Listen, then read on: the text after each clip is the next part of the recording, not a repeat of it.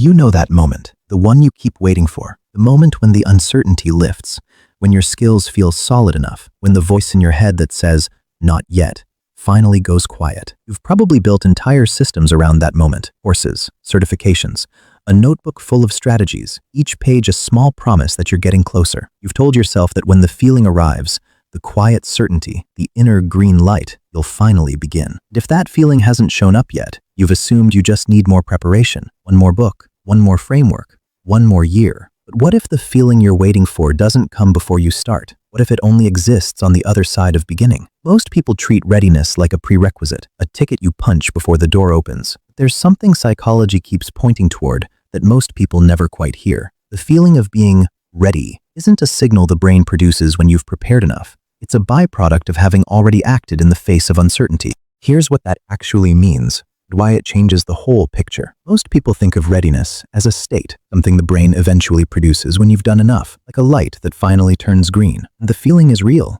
People genuinely experience it. Athletes describe it. Musicians describe it. There are moments, specific, physical, when someone steps into something and it clicks. The uncertainty compresses, doubt retreats. Everything just feels right. Look closely at when that feeling actually appears. Ask the musician when they first felt like a musician. Ask the entrepreneur when they first felt like someone who could actually run a company. Ask the writer when they first felt they had earned the right to call themselves one. Almost universally, the answer comes from the same side of the timeline: after. Not before the first performance, not before the first year in business, not before finishing the book they weren't sure they could write. After, long after, sometimes years after they had already become the thing they were waiting to feel like. There's a specific inversion that researchers kept noticing in how people think progress works versus how it actually works. The expected sequence goes something like this: you prepare, confidence builds, and eventually you feel ready enough to act. Preparation leads to confidence, and confidence leads to action. The actual sequence runs differently.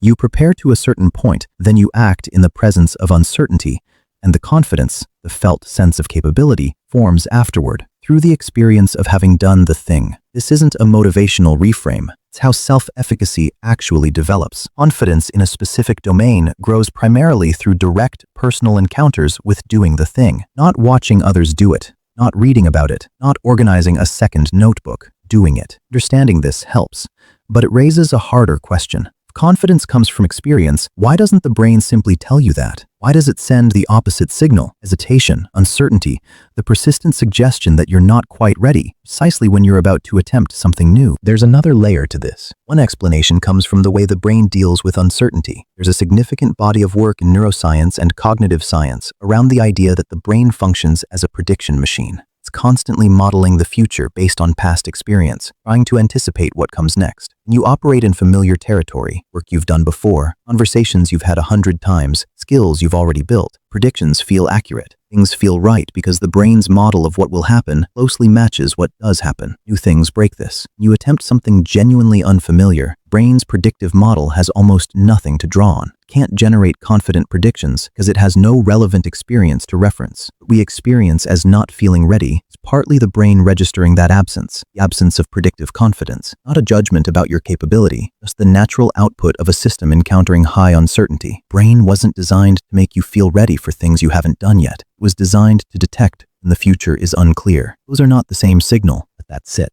But from the inside, they can feel identical. This is the part that surprised me, because if people simply waited and then eventually acted, cost would be delay. Frustrating, but recoverable. What actually happens is often something else entirely. Preparation doesn't just feel safe, it feels productive. Learning new information activates reward pathways in the brain. Unfamiliar becomes familiar, and that genuinely feels good. You open a new course, you highlight a paragraph, you rearrange your workspace and tell yourself you're getting closer. Each of those things produces something that closely resembles progress. Starting something real doesn't feel like that. Starting something real introduces the possibility of concrete failure, producing work that doesn't match the vision in your head, staring at something you made and realizing the gap between where you imagined you were and where you actually are. This is why so many people stay in the preparation phase indefinitely, not because they lack discipline, but because the brain is responding accurately to a real difference. Learning generates reward, and starting generates exposure to risk. Calculus makes preparation feel rational, even when it isn't anymore. There's a concept in behavioral psychology called the intention-action gap.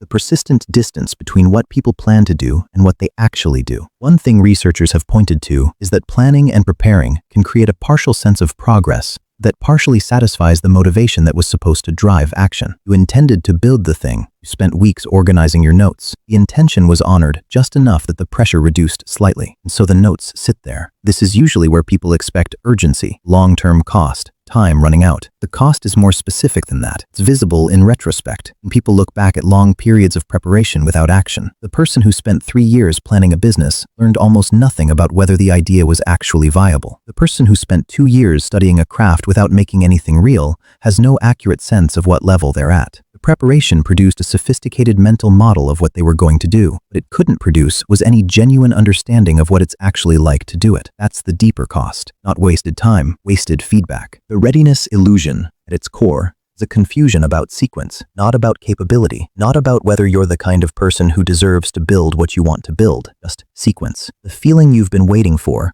that settled, earned sense of competence, is real. People who've built things feel it. People who've spent years inside a craft feel it. It exists, just lives on the other side. The brain, for all its sophistication, has no mechanism for producing that feeling in advance. You have been waiting for a feeling that was only ever going to be produced by beginning. Not more preparation, not the right conditions, not a better moment, beginning itself. That's the readiness illusion. Not that you were wrong to want to feel ready, that you were waiting for permission from a part of your brain was never designed to